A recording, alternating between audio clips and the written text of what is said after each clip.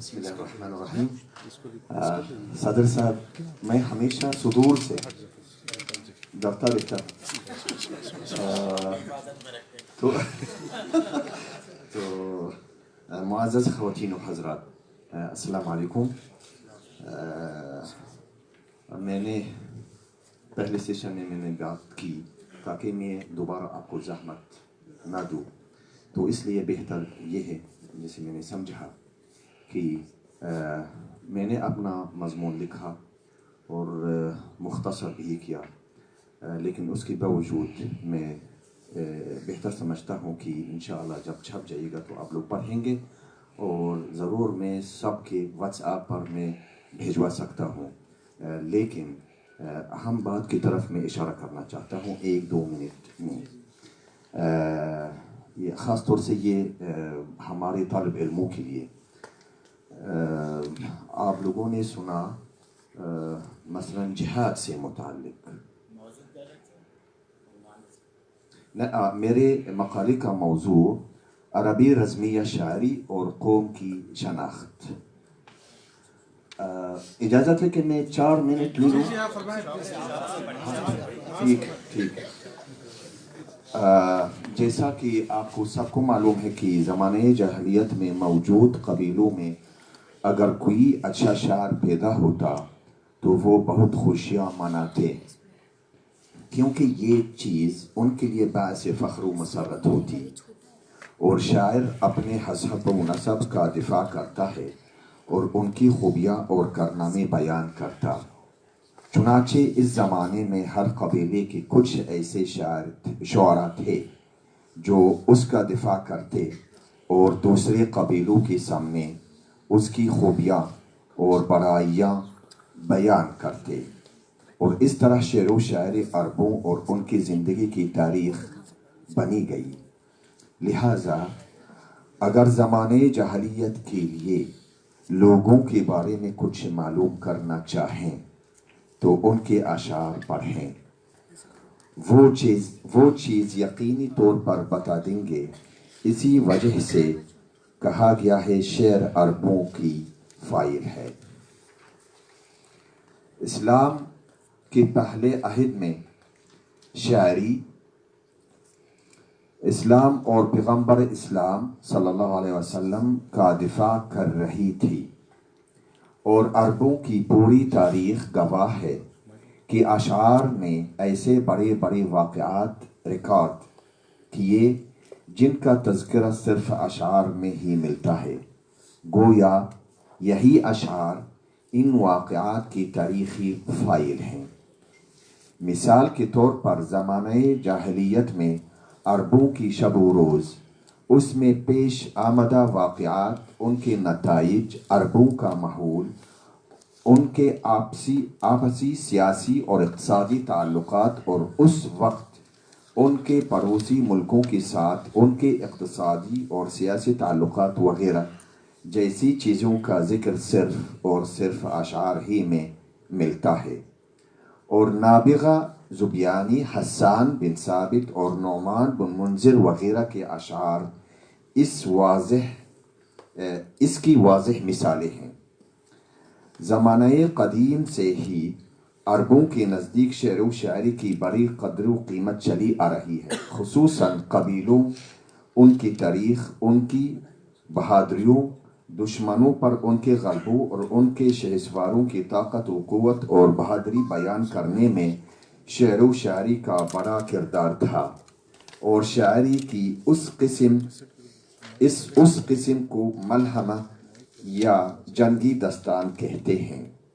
عالمی سطح پر اگرچہ جنگی داستان کے مفہوم میں اختلاف پایا جاتا ہے اور ان میں سے ہر ایک کی الگ الگ خصوصیات ہیں، تاہم اس کے اصول میں سب شریک ہیں.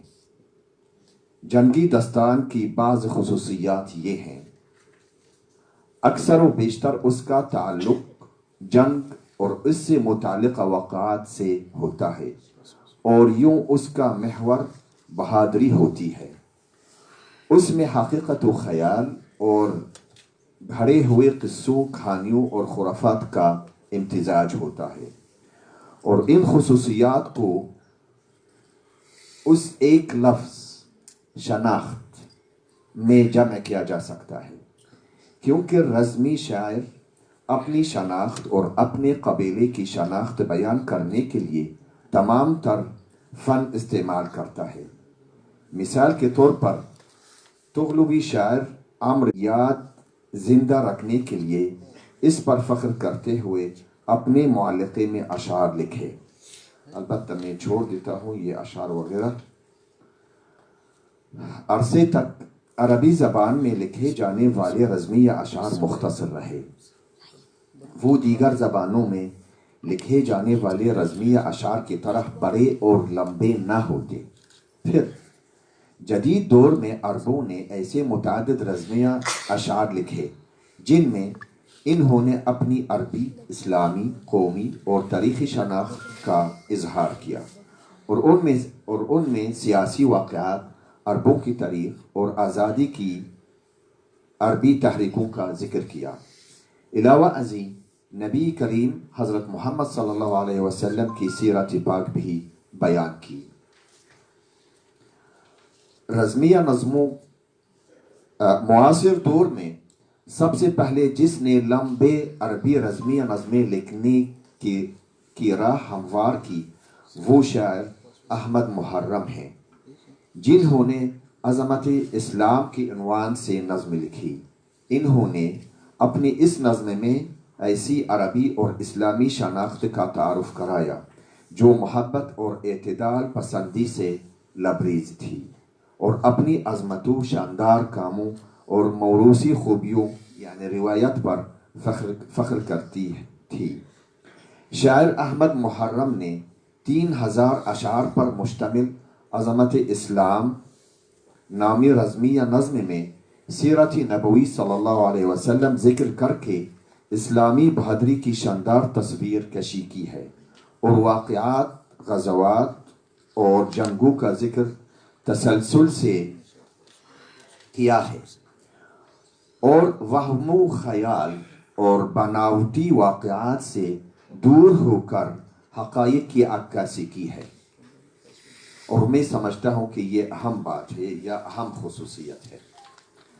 احمد محرم کی یہ نظم عربی رزمیہ نظم کا نمونہ ہے جو تاریخ اور اس کے واقعات ریکارڈ کرتی ہے، عربی اور اسلامی امت کی بہادریوں کا ذکر کرتی ہے، ان کی قدریں اور ان کے اخلاقی بیان کرتی ہے۔ یہ امت کے ان بہادروں کی تاریخ رقم کرتی ہے جو عربی اور اسلامی شناخت کی تصویر پیش کرتے ہیں، اور اس اسلامی معاشرے کی عکاسی کرتے ہیں جو اسلام کی عظمتوں، اس کی اعلیٰ قدروں، اس کے عدل و انصاف اور اس کے ہر وقت اور ہر جگہ کے مناسب ہونے پر فخر کرتے ہیں۔ آخری بات ہے جس کی طرف میں ضرور سمجھتا ہوں کہ اس کی طرف اشارہ کرنا چاہیے۔ البتہ آج دونوں نشستوں میں جہاد کا ذکر آیا ہے، غزوات کا ذکر آیا ہے، اس لیے میں سمجھتا ہوں کہ مجھ پر فرض یہ ہے کہ یہ بتانا چاہتا ہوں کہ اسلام میں جہاد صرف دفاع کے لیے ہے، یعنی جب جہاد کا حکم نازل ہوا تو صرف دفاع کے لیے۔ اس لیے اسلام میں یا اسلامی تعلیمات میں نہ کوئی لڑائی ہے، نہ کوئی جنگ، لیکن اگر کوئی مجھ پر حملہ کرے تو میں اپنا دفاع یا اپنے دفاع کے لیے ان سے مقابلہ کر سکتا ہوں، لیکن مقابلہ کرتے وقت اگر وہ بھاگ جائے میرے سامنے تب اس کا پیچھا کرنا منع ہے بالکل۔ دوسری اہم بات ہے، جہاں تک غزوات کا تعلق ہے تو غزوات جب ہوئے ہمارے رسول صلی اللہ علیہ وسلم کے زمانے میں تو صرف اور صرف دفاع کے لیے تھے. جیسا آپ کو معلوم ہے کہ آج کل جو ہو رہا ہے ساری دنیا میں اسلام کے خلاف اور مسلمانوں کے خلاف جو حملہ ہو رہا ہے، تو یہ غلط فہمی کی بنا پر ہے. اسلام کا تعلق نہ جنگ سے ہے، نہ لڑائی سے ہے، نہ کچھ سے ہے. اسلام مختصراً پوری انسانیت کے لیے ہے. آپ سب حضرات جانتے ہیں شبلی نعمانی رحمۃ اللہ علیہ نے. میں سمجھتا ہوں کہ وہ اہم ترین عالم جنہوں نے سیرت نبوی صلی اللہ علیہ وسلم پر لکھا ہے.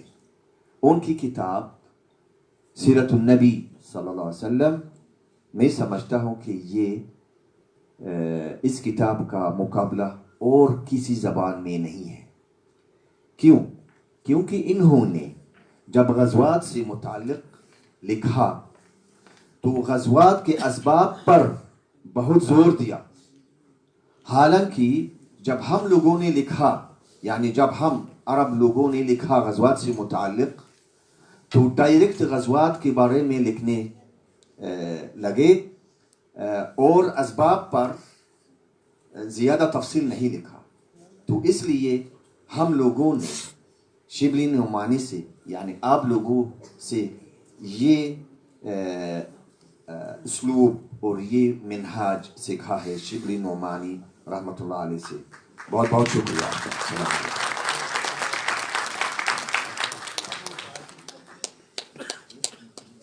بہت شکریہ پروفیسر یوسف عامر صاحب. آپ نے غزوات، جنگ، صلح اور اس کے جو بھی رموز نکات ہیں اس پر بہت اچھی گفتگو کی. بہت شکریہ. ہمارے سامنے دو صدور محترم ہیں. میں سب سے پہلے سید شفیق احمد اشرفی صاحب سے گزارش کرتا ہوں کہ وہ تشریف لائیں اور پڑھے گئے مقالات پر اپنے خیالات کا اظہار فرمائیں.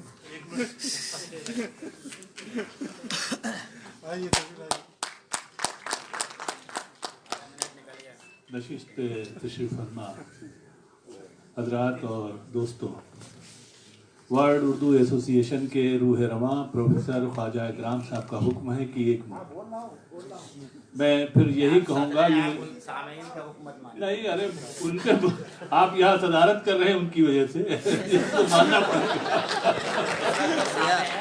گا. میں یہ قابل مبارکباد ہے کہ انہوں نے اتنے لوگوں کو یہاں جمع کر دیا. موضوع تو کچھ بھی ہو سکتا تھا، لیکن موضوع بھی آپ نے نیا انتخاب کیا. ابھی فاطمی صاحب چلے گئے. وہ ہر جگہ صرف ترقی پسند شعراء میں اور ترقی پسند ناقدین میں ہر چیز کو تلاش کر لیتے ہیں. میں یہ جاننا چاہتا تھا، نہیں اس وقت سن رہا تھا کہ فراق کے یہاں بھی رزمیہ شاعری آ گئی اور جرم فیض کے یہاں بھی آ گئی. اور ابھی تک ہم لوگ تو سودا، ذوق اور میر انیس، میر ظفیر کو دیکھ رہے تھے. میں بار بار عباس رضا نیر سے کہہ رہا تھا اس پہ آپ کا مقالہ سننے والا ہوگا، نہ ہوگا مجلس ہو یا مرثیہ ہو، سب آپ کا حق ہے اور ابھی ہم لوگ سنیں گے.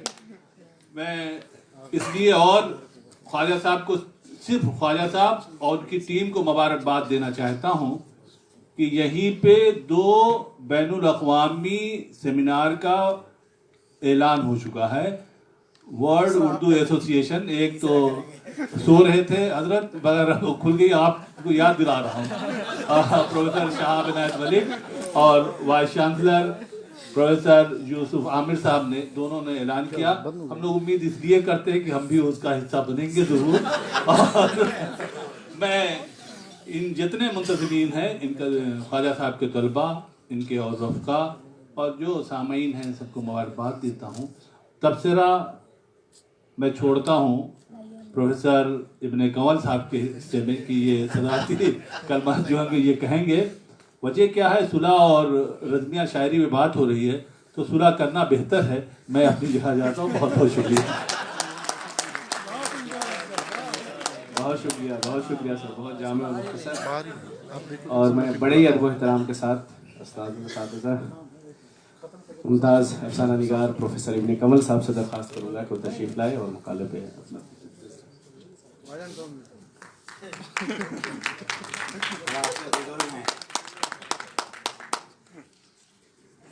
معزز خواتین و حضرات، ظاہر ہے کہ اگر میں انہیں مبارکباد دوں اور ان کے کارناموں کو بیان کروں تو 2 منٹ تو نکل ہی جائیں گے ویسے، تو اس لیے انہیں اور ان کے تمام ساتھیوں کو مبارکباد۔ اس سیشن میں لگتا ہے کہ جیسے خواجہ صاحب نے بین الاقوامی کانفرنس منعقد کی ہے، تو یہاں 3 مقالہ نگار جو ہیں وہ دوسرے ملکوں سے ہیں، ایجپٹ سے اور بنگلہ دیش سے، تو یہ پوری نمائندگی ہو رہی ہے، اور یہ بات آپ سمجھ رہے ہیں کہ یہ بین الاقوامی کانفرنس ہے۔ بہت خوشی کی بات ہے کہ آپ سب اس میں تشریف لائے۔ میں مختصراً یہ بات کہوں کہ بہت منفرد موضوع تھا ڈاکٹر ولا جمال کا، حسینی شاعری۔ اس طرح شاید کسی نے نہیں سوچا ہے کہ حضرت امام حسین کو اس وقت سے لے کے آج تک عربی یا اردو شعراء نے کس ایک علامت کے طور پر استعمال کیا ہے۔ بہت اہم ان کا موضوع ہے، اور اس پر اور تفصیل سے، کیونکہ ان کے پاس وقت بھی کم تھا، اور تفصیل سے لکھا جا سکتا ہے۔ دونوں، کیونکہ یہ عربی کی اسکالر بھی ہیں، عربی ان کی مادری زبان ہے اور اردو سے بھی واقفیت ہے، تو دونوں زبانوں میں کس طرح امام حسین کو پیش کیا گیا ہے اس کے حوالے سے یہ لکھ سکتے ہیں۔ بہت اہم۔ ہمارے دوست پروفیسر نعمان صاحب نے ظاہر ہے کہ جو شاہنامہ اسلام ہے اور اسلام کی تاریخ میں رزم اور بزم دونوں کا بیان ہے، تو شاہنامہ اسلام کے حوالے سے بہت تفصیل سے بات کی ہے، لیکن وقت کی کمی کی وجہ سے وہ مکمل بات نہیں کہہ سکے یہاں۔ میں انہیں مبارکباد دیتا ہوں۔ رشید صاحب نے جو بنگلہ دیش سے تشریف لائے ہیں، اقبال کے حوالے سے بات کی ہے کہ اقبال کی رضویہ شاعری، ضرورت میں سمجھتا ہوں اس بات کی ہے کہ ہمیں لفظ کے معنی صحیح سمجھیں۔ بہت اچھا مضمون ہے ان کا اقبال کے حوالے سے، لیکن رزم اور بزم کے معنی سمجھنے کی ضرورت ہے۔ یہاں جب بات ہو رہی ہے رزمیہ شاعری، صلح و جنگ یا رزمیہ ادب، تو صرف یہ نہیں ہے کہ کسی بھی شاعر کے آج ہم، چاہے وہ فیض ہوں، سردار جعفری ہوں یا اور کوئی اختر شیرانی ہو، سب کی شاعری میں ضرور ہے کہ رزمیہ نکالیں۔ اقبال نے اگر جنگوں کا یا مقامات کا ذکر کیا ہے تو اس کا مطلب یہ نہیں ہے کہ وہ رزمیہ شاعری ہو گئی۔ رزمیہ شاعری جہاں جنگ کا باقاعدہ بیان کیا گیا ہو، جیسے میر انیس نے کیا ہے یا داستانوں میں ہوا ہے۔ یہ نہیں ہے کہ آپ نے جنگ بدر کا نام لے دیا، یرموک کا نام لے دیا یا جہاد کا نام لے دیا، یہ رزمیہ بیان نہیں ہوا۔ کسی بھی چیز کو ہم اردو والے اپنے اعتبار سے سمجھ لیتے ہیں۔ ایک شعر کے معنی کوئی مولوی ہوگا تو وہ اپنے اعتبار سے، کوئی اور عاشق مزاج ہوگا تو وہ اپنے اعتبار سے اس کے معنی دے لے گا۔ غالب کا شعر ہے کہ گو ہاتھ میں جنبش نہیں، آنکھوں میں تو دم ہے، رہنے دو ابھی ساغر و مینا میرے آگے۔ اب کوئی اگر مولوی ہوگا تو کہہ دے گا بھائی دیکھیے غالب بہت بیمار تھے، وضو کے لیے لوٹا نہیں اٹھا سکتے تھے، انہوں نے کہا یہ لوٹا پانی تو رہنے دو، اسے دیکھ کے ہی تصف ہو جائے گا کہ وضو کر لیا۔ یہ نہیں ہونا چاہیے کہ ہم کچھ بھی معنی نکال لیں اس کے۔ تو اقبال نے جس طرح مرثیے میں بیان کیا گیا ہے یا داستانوں میں بیان کیا گیا ہے، وہ ہے رزم نگاری۔ یہ نہیں ہے کہ آپ کسی کے یہاں بھی رزم تلاش کر لیں۔ اور ہمارے یوسف عامر صاحب نے واقعی زمانہ جاہلیت کے دور کو ضائع، انہوں نے، میں دیکھ رہا تھا کہ جتنی دیر وہ یہاں بیٹھے رہے، باقی مقالے چل رہے تھے، وہ اسے مختصر کرنے میں لگے ہوئے تھے کہ کہاں سے پڑھوں کہاں سے چھوڑوں۔ واقعہ یہ ہے کہ عربی یا عرب میں جو قبائل کے درمیان جو جنگیں ہوئی ہیں اور جو ان کے بیانات عربی شاعری میں ہیں، وہ رزمیہ شاعری کی مثالیں ہیں۔ تو میں مبارکباد دیتا ہوں ان چاروں مقالے نگاروں کو، اور میں زیادہ کچھ نہیں کہوں گا، اس لیے کہ اگلے سیشن میں مجھے بھی مقالہ پڑھنا ہے، تو میرے ساتھ بھی یہ سلوک ہو سکتا ہے۔ شکریہ۔ بہت شکریہ پروفیسر ابن کمل صاحب۔ اب میں چاروں مقالہ نگار اور صدر محترم کا شکر گزار ہوں کہ انہوں نے اپنا قیمتی وقت دیا. میں درخواست کروں گا استاد محترم پروفیسر خواجہ محمد اکرام الدین سے وہ تشریف لائیں اور مقالہ نگار کو جو ہماری طرف سے قیمتی تحفہ ہے وہ پیش کریں. سب سے پہلے میں پروفیسر شفیق احمد اشرفی صاحب استاد محترم سے گزارش کروں گا کہ مومنٹو پیش کریں.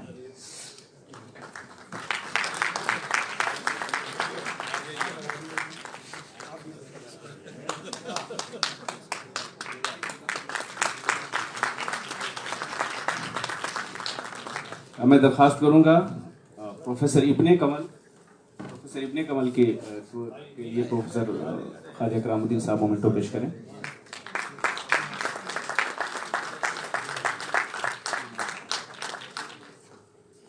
استاد محترم سے گزارش کروں گا پروفیسر نعمان خان کی خدمت میں مومنٹو پیش کریں.